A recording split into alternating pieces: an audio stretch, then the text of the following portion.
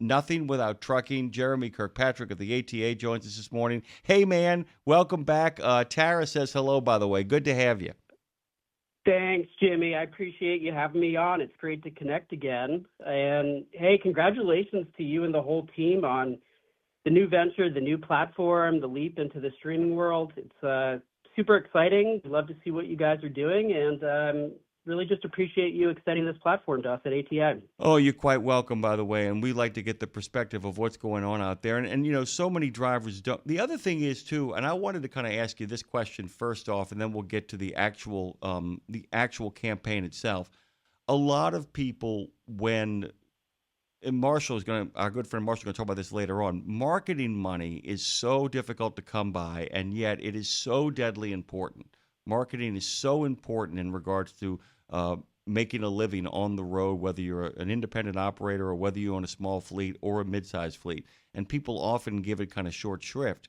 One of the things the ATA does, this is a talking point for every single person who's out there on the road. The idea when you come up with an image campaign, it's one that you're actually sharing with the industry as a whole. They can use it. I mean, it's literally there. They can actually put it out there.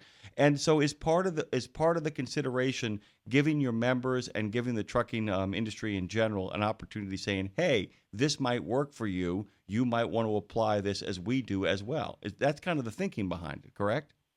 Yeah, no, that's absolutely right, Jimmy. We're really trying to build out a storytelling campaign here that leans heavily into narrative and the power of story. So we're creating content, and that content that can arm the industry and stories they can take to various public audiences to get our messages out, and that takes resources to produce these stories and to tell these stories. So you're spot on with that. Okay, so the image campaign, I'll let you kind of unpack this. Let's talk about this new image campaign, and then we'll talk about the practical steps, because in many ways, like I said, there's a lot of people out there, a lot of your members, who don't have a good understanding of marketing. You guys do. I mean, it's part of what your job is supposed to be, to make sure the industry comes across in its best and truest light. So talk to us about the image campaign. Yeah, so Nothing Without Trucking is a broad-based public awareness campaign, and our goal here really, Jimmy, is to elevate the importance of the industry in the minds of the American public, whether that's the American consumer, whether that's the motoring public, whether that's policymakers up on Capitol Hill or in state houses across the country. And that's because this workforce deserves recognition. Everyone in this country depends on it every single day. The conveniences of modern life that we all, too often take for granted don't happen through magic, right? It takes the dedication, the skill, and the hard work of 8.5 million professionals who work throughout trucking, including the 3.5 million professional drivers. They're the ones who make that happen. And so we want to remind people of that undeniable fact. We saw this during the height of the pandemic, when there were runs on the grocery store, runs on toilet paper. The economy kind of came to a halt, but truckers kept moving, and the meaning of essential worker really came into focus, right? We saw that groundswell of recognition for the industry and for professional truck drivers, and people were sort of forced to realize just how important trucking is. And it's, somewhat unfortunate that it takes a pandemic, a mass catastrophe to draw that sort of attention.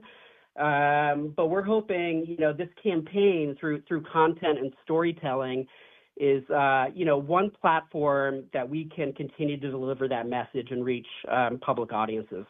One of the things, Jeremy, that we're learning, and in case you guys are absolutely just jumping in and joining us, Jeremy Kirkpatrick of the ATA is here to talk about the public image campaign for the ATA of Nothing Without Trucking.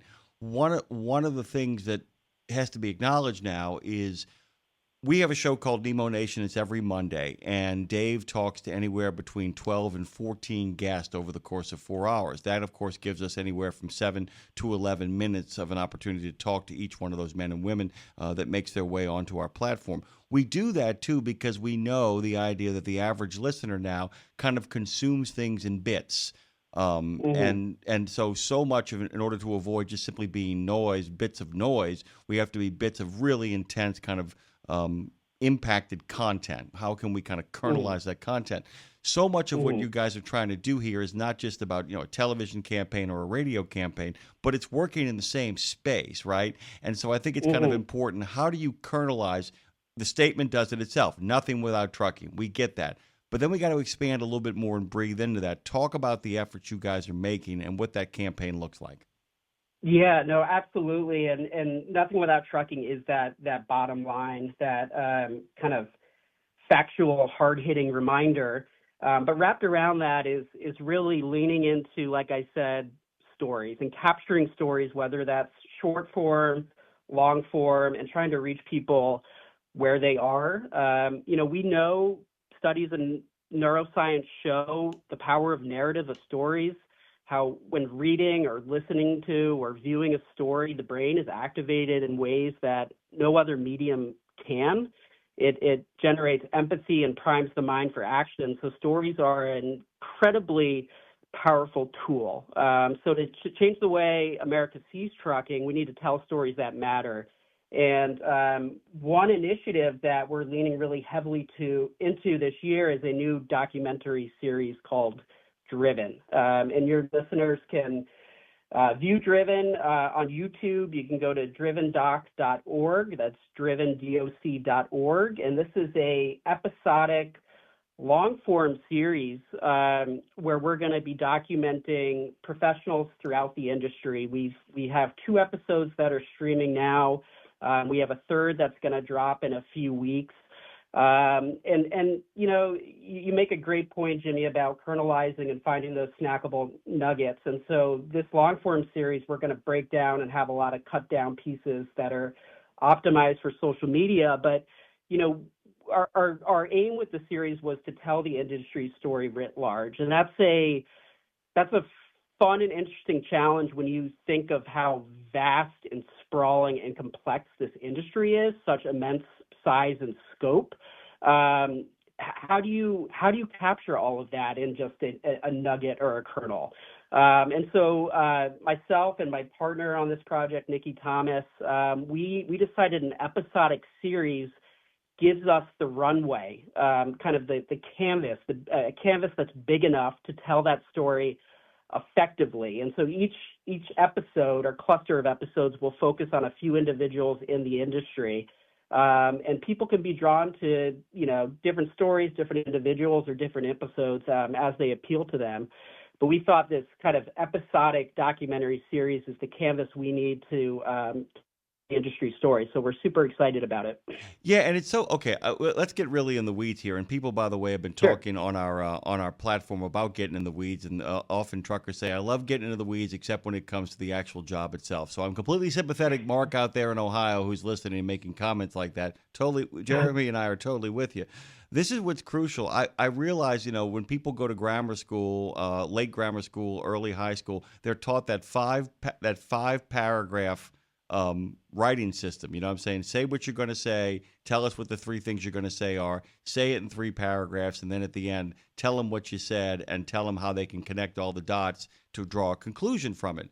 The great thing about that is that it means that you can remove any of those paragraphs and present the simple paragraph as the thing itself, and it should be able to reflect on the other 4 paragraphs. I hope people are following me here. But the idea is that you've always got to kind of keep repeating the message of what the content is, nothing without trucking, while at the same time allowing people an entry point, an access point, and that is through the human beings who do the job. And that's what the interesting point of this pitch is.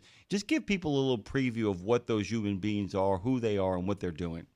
Did you follow me, no, by the way? Am I making sense? You are. No, I'm tracking, Jimmy. I'm tracking. And so we wanted to begin and tell the industry story. We wanted to begin with the professional driver, of course. So we identified 3 individuals, and what's really cool about these 3 in particular, they come from, very different backgrounds, very unique backgrounds, and different corners of the country. One is a woman driver from Alaska. She drives the Dalton Highway up in the North Slope of Alaska. One is Roland Bolduc, he's no stranger to you, Jimmy. He's a legend from champion Roland Bolduc. A legend from the National Truck Driving Championship world. He drives in Massachusetts and Connecticut. And then one is from South Dallas, and he kind of came up through he was really the inspiration for the South Dallas Driving Academy. I don't know if you're familiar with that nonprofit organization that's connecting inner city youth. Oh, very. We've had its founder on the show a couple of times. Yeah, great guy. Yeah. So very different corners of the country. Different walks of life, but they're each connected by first of all their love of trucking and the transformation it has made in their personal lives, but also connected through their essential role in the supply chain and how they connect our economy. They also represent different segments of the industry. Tiffany drives. She's the single mother up in Alaska. She drives tank truck, hauls hazmat. Roland drives a day cab for an LTL company, and Jeremy Williams from South Dallas, he drives drive-in over the road truckload. So a good cross-section of the industry, we think, and they bring different perspectives to the story. So that's how we settled on those 3, and I'm happy to dive into each of their own stories a little deeper too. Really quickly, by the way, I want to point out, too, we went from Alaska to the Northeastern Corridor and then found ourselves in the wide open spaces of Texas. That's the other, people don't realize, that's the other consideration here, because you can't just go from Texas to Oklahoma and then over to Arkansas. You can't just do, the New England states and then drop into the Mid-Atlantic and then move back and forth. And you can't just head over to Alaska and then find people who drive their way from Alaska along up to British Columbia and then back into the States.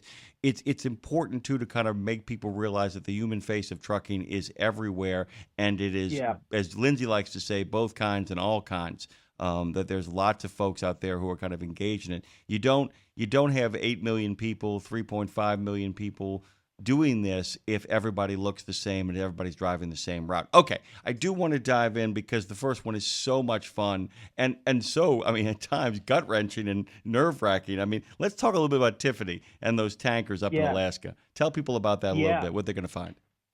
Yeah, Tiffany's amazing. She's a single mother of 3, and she drives the Dalton Highway at least once a week. So for those who don't know, this is I think 415-mile stretch of remote highway in Alaska that runs from Fairbanks all the way to Dead Horse, which is the northern coast up along the Arctic Ocean. It really is the edge of the world. And, I had an awesome opportunity to embed with Tiffany and to follow her on that journey in a pilot car and to experience that road, which is iconic. It is beautiful, but it is also, as you indicated, Jimmy, pretty arduous. I think 75% of it is either gravel or unpaved.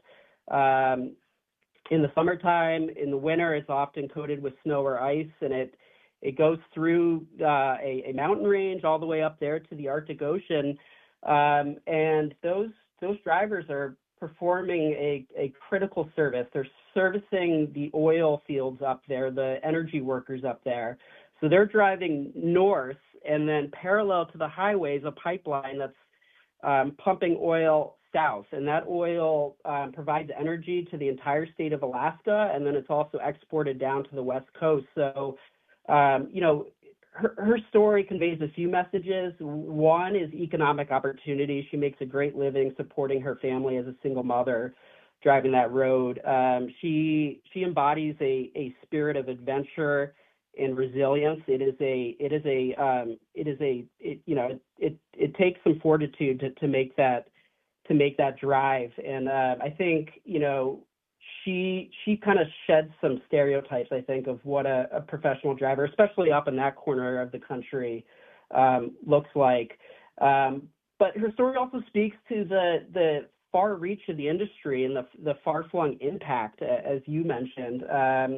Again, that energy is reaching all the way down to the continental United States. So really cool story, amazing person. She has her own YouTube channel if your listeners want to check it out.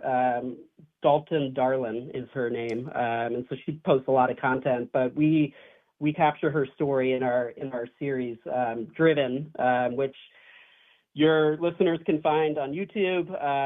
Also, if you go to drivendoc.org, that's drivendoc.org, you can find these episodes that we're producing. By the way, for those of you who don't know, and many of the tough guys and tough gals who are listening do know this, by the way, the Dalton Highway, for those people who don't know, is one of the great acts of inter-country national security that has ever been created. I mean, it is one of the great national security routes of all time. It was actually put there for the purposes of radar. It was put there for the purposes of interconnecting Alaska to Canada to the United States with the purpose of giving an early warning sign. And I think, if I remember this correctly, it's the distant early warning line is where the whole conception of the road comes up. But it, in many ways, the documentary that you guys do, this bit of information, is also kind of a really nice little mini history lesson that's going to make people dig in more to figure out how rough and tumble that world is and how important it is. It was also built to support the Trans-Alaskan pipeline system in 1974. Yep. There's a lot of groovy stuff about this. It is a great value lesson in what people are doing. Let's pivot to Roland Baldock, because, man, that guy is the man. And talk, I mean, like I said, and by the way, we can talk about this all we like. We're not ruining it for you, okay? No spoilers. They're all doing great. They're great stories about what's going on in trucking, so you should check out the content itself. But talk a little bit about, because we go from somebody that a lot of people might not know to somebody that a lot of people absolutely do know, because trucking does have its set of celebrities in it as well, too, doesn't it? Yeah, absolutely. Yeah, Roland he's an amazing guy, super charismatic. And he, we kind of focused in on him because he really embodies, I would say, the skill and dedication and passion that can be found throughout the industry, especially in the area of safety. Safety for him isn't just a talking point; it's a core value. It's a state of mind, and it's something he puts on display every year through the National Truck Driving Championship. So we saw his personal story as a way to kind of expose audiences to NTDCs. Into the culture that surrounds NTDCs, which is it's such an awesome event, Jamie. I know you've been there a bunch covering it over the years. Just a fantastic event that really celebrates the mission of safety and puts the skill and professionalism of America's truck drivers on full display. So he, Jimmy, you're far more articulate than I am, but I'd say Roland approaches his job almost like he has a sort of a cerebral scientific approach to the competitions and to safety generally. And so we capture some of that in the documentary, how he analyzes the course, how he knows the dimensions of his equipment, of his tractor and trailer down to the inch, and how he kind of is able to, produce these wins year over year. He's got such an incredible record. So it was awesome spending more time with Roland and letting him kind of put his skill and passion on display. I'll tell you this, for those who don't know Roland, by the way, but know baseball, Roland Baldock is to trucking and trucking safety as Ted Williams or Tony Gwynn are to hitting. Yes. And I'm not being exaggerative when I say that. Literally, because Dave Nemo once asked me about him, and I said, Dave, the way you and I talk about programming issues, and we can get really into the weeds there. Roland can talk about how much space he has to pass a duck, and anybody who knows what I'm talking about knows exactly what I'm talking about. The idea that it's like it gets down to this kind of truck, that kind of truck. I need to know the dimensions. I need to know the kind of wherewithal, front and backwards and forward. He's a master of the pre-trip, I guess, is a good way to Yes. kind of explain who he is. I mean, right down to the Yes. point of like, and what's And interesting. Go ahead. sorry, I didn't mean to cut you off. He practices, and so he spends a lot of time throughout the year practicing for these competitions. So in the series, I don't remember if it's episode 2 or 3, but we spend time with him practicing out in a lot, and he kind of walks through his methodology, and it's awesome. It's really cool to see. Well, and it's a great reminder too, because it's an obsession of mine. Practice is an obsession of mine, and I make the joke all the time, Jeremy, that people say doing the same thing over and over again and expecting different results is insanity. I also say it's also the definition of practice. And the idea, Yeah. but the difference between insanity and practice is that insanity means you don't go and evaluate what you've done. He will do something. That's what's really cool in the documentary. You'll watch him not just do the thing, but then he stops and goes back and says, "Okay, what did I do wrong, or what can I make better the next time through?" It's really great. We'll talk about the last one here real quickly about the South Dallas route and about Germany Williams. Tell people a little bit about both the program that Germany kind of emanates from, but also what that route is like. Yeah, no, absolutely. Germany, another just amazing guy. Love spending time with him. He comes from the Bonton neighborhood of South Dallas, which I believe is, I think, one of the top 5 poor zip codes in the United States. He's somebody, he talks about it very beautifully throughout the series. He wanted to find a way out of the inner city and the pitfalls and the trappings that many can find, in the streets in the inner city. And he found his way out through trucking. He got his CDL, which for him, it was his ticket out. It really gave him a license to dream and to think about what's possible. And so that sort of inspired the foundation of the South Dallas Driving Academy, which is a nonprofit organization founded by Von Miner. He's the president. Chris Peterson with Rally Fleet Services, he co-founded it. And their mission is to break through the systemic barrier of driver's license access. So real quickly, people in the inner city have trouble getting access to driver's licenses. That curriculum's been pulled out of many public schools. It's been privatized, and the private schools are not in the inner city. They're where really the money is. And so as a result, I believe it's 40% of the urban poor in the country do not have a valid driver's license. Obviously, to work, to get an education, to go buy groceries, you need transportation. And so a lot of people end up driving without a driver's license. They get a violation. A violation leads to a fine. Unpaid fine leads to convictions. And this kind of feeds a cycle of generational poverty. So South Dallas Driving Academy is connecting youth in the inner city, getting them a Class C driver's license, a CDL, and kind of building pipelines into the industry. And Germany was kind of the inspiration for that program. So he just speaks to economic opportunity in the industry.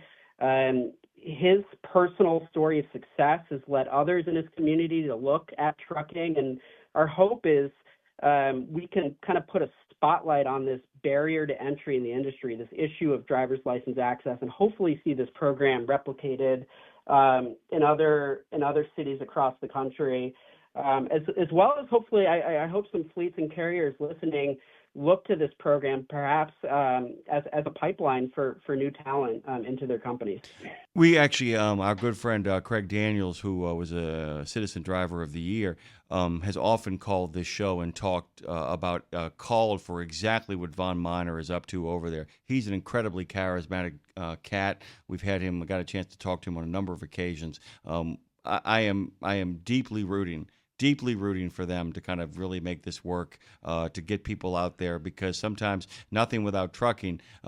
Sometimes the only way forward for a lot of these young men and women is actually getting out there on the road and getting away from where they were to get to the next place that they want to go. Jeremy, we are out of time, and we actually ran over time. I don't care. I love having you on. drivendoc.org. Let me make that really clear. I didn't say driven.org. I said drivendoc, D-O-C.org is where you want to go, and that will take you to Driven, the heart of trucking, nothing without trucking. Jeremy Kirkpatrick of the ATA has joined us this morning. Thank you for making the time, my brother.